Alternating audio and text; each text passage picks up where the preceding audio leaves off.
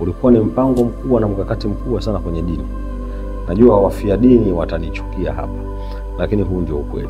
Mmoja kati ya mkakati mkubwa walioanzisha hizi dini ni kujaribu kuwaweka sehemu moja, mtulie na mkae hapo, subiri kuku ama yai itatotoa kuku, kuku naye atatotoa nini?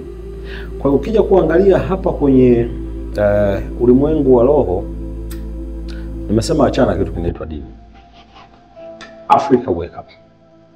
Moja kati ya mkakati ambao nataka niueleze ni wa Afrika waamke, kwa sababu dini ndio zimetuchelewesha mpaka wa leo tunaendelea kuwa masikini, mpaka wa leo tunasoma vitabu tunasubiri Yesu arudi, wenzetu wanatengeneza ndege.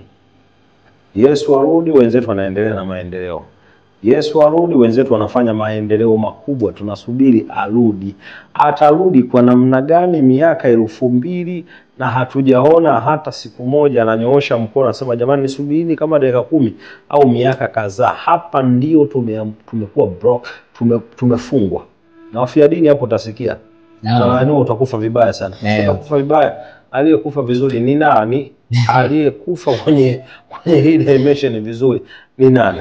Kwa sababu wengi wanafikiria dini, kwenye dini ndio kuna Mungu, lakini Mungu yupo. Mungu aliopo ni universal. Universal imeigawanya. Hakuna Mungu aliopo mbinguni. Kama yuko mbinguni basi kusingekuwa na ardhi. Sasa sheria inasema kama kilicho juu ndicho kilicho chini. Basi kama yuko juu na hata aliyeko chini pia ni Mungu. Hapa tulipo sisi tunaishi kwenye 3D,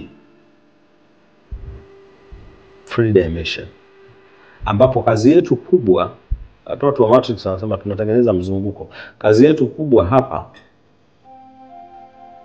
ni kuwa hapa, tutoke tujifunze, tuondoke hapa, tuende sehemu fulani. Lakini tukiamua kuacha, tunaamua kuachana na maumbo. Tunaacha umbo hili kesho. Ndio maana sisi wana Masonia wanasema tunachohofia kuhusu kufa. Hakuna mtu anayekufa. Inayokufa ni mwili ambao ni umbo tu, naamua kuhama hapa na kwenda kwenye umbo lingine. Kwa hiyo unapozungumzia Mungu, watu wametiwa hofu kwamba Mungu atakuhukumu, atakuchoma moto. Sasa kama haja kuchoma moto ukiwa kwenye umbo hili, kwenye roho atakuchoma moto. Mungu jamani jificheni. That's a history. Ni mpangilio wa watu fulani kutuficha akili, tusiwe na maendeleo.